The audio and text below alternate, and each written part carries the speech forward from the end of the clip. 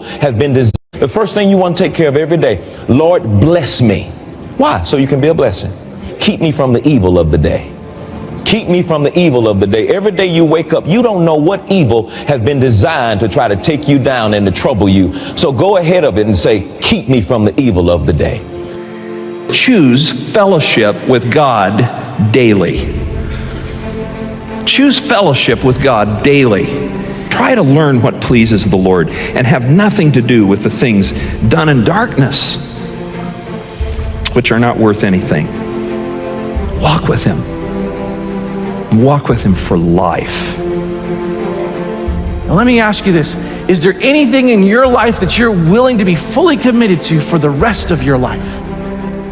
There might be things you're committed to right now that's taking your time and your energy, and you shouldn't be committed to those because God wants first priority in your life and a whole heart commitment. And God says what's most important is that you be with me above everything else, that you get to know me.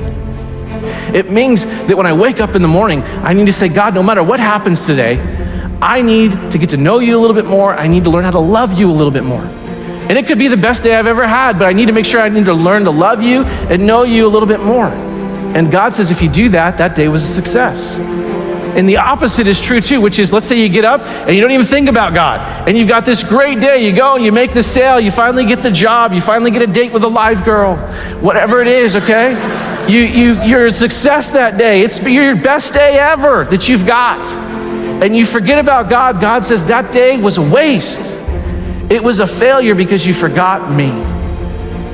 What's most important is that you get to know the Lord and get to know Him. And it's a mistake that you and I make all the time in our lives where we don't think about inviting God into our daily experiences. And we think, God, I've got this. I got my dating. Don't worry about my dating. I've got it, God. I know what I'm doing. Oh, God, don't worry about my work. Oh, I'm good. I'm good, God. I've got my work.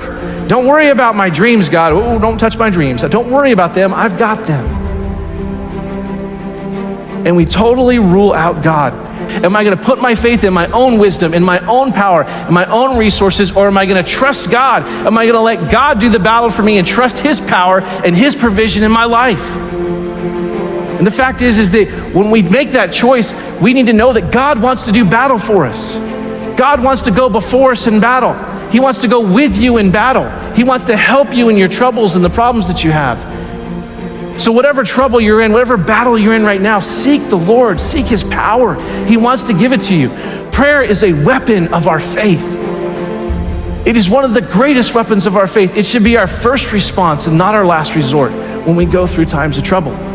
Call out to God and rely on Him. God wants you to know that He wants you to experience the fullness of His presence in your life, not just every day of your life, but every moment of your life. You can experience His presence if you want it. You can tap into it, and that's the promise He gives us. He promises His presence in our lives when we seek after Him. You may go through deep waters. You will go through deep waters in your life, but you will not drown. You will go through storms in life, and God will get you through those storms. And when you go to battle, you need to know that God wants to be there with you and protect you, and you will not be destroyed.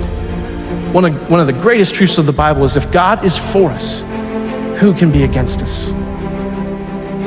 Here's Jesus' invitation to you. Here's what He says in Matthew 11. Jesus said, come to me. That's the seeking part. Come to me, all you who are weary and carry heavy burdens, all the things that are weighing you down. And here's His promise, and I will give you rest. Let me teach you because I am humble and gentle at heart, and you will find the rest for your souls. And so what I can tell you with great honesty and sincerity is that if you're in the desert and you're in the battle and you've been in there for a long time and you're gonna be in it, God's presence will be with you and He will protect you and He will give you the rest. And I have found if I have that, that is all I need. I don't have to have the answers. I don't have to understand. But if I got God and I feel Him and I know Him and He's there, then I am good. How do we need to make sure that we don't miss out on God's blessing when we're seeking Him?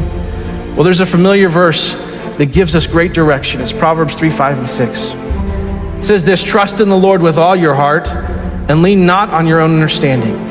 And in all your ways acknowledge Him, and he will direct your paths.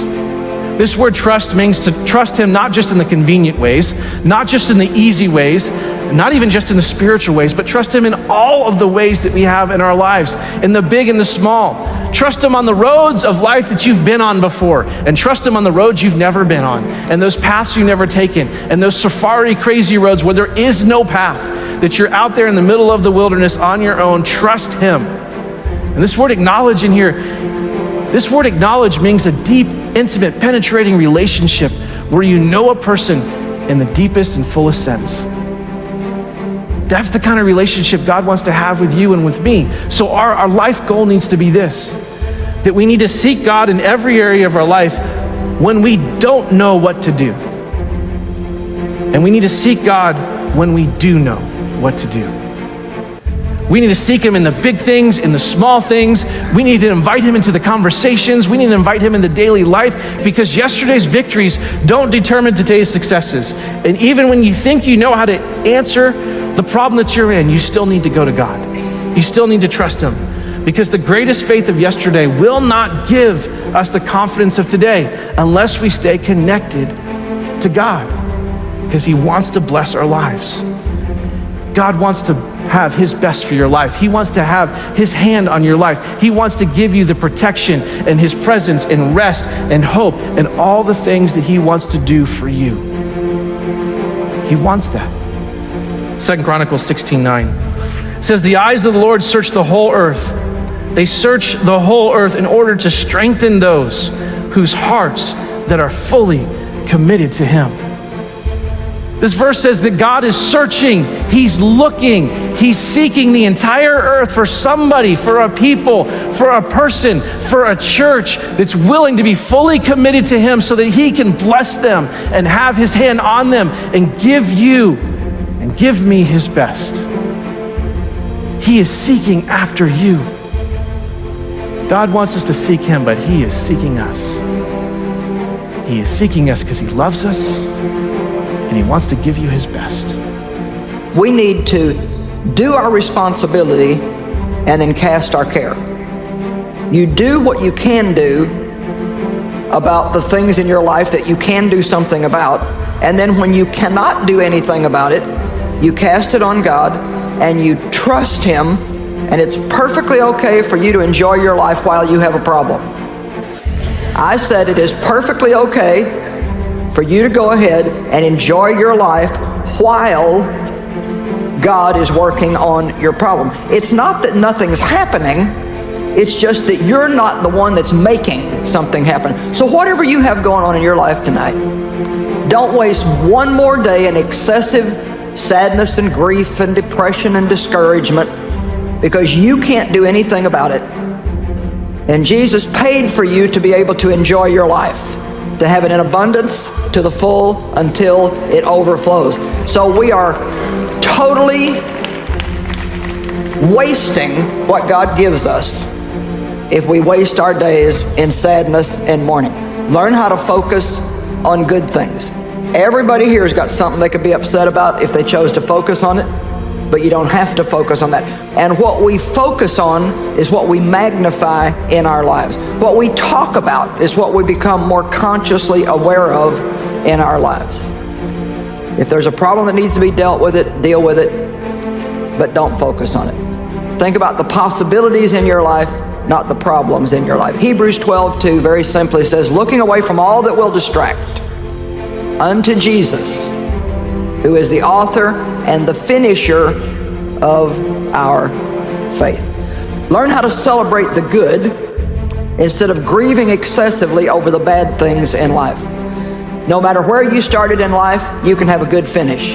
It doesn't really matter where you began, you have got a good finish coming.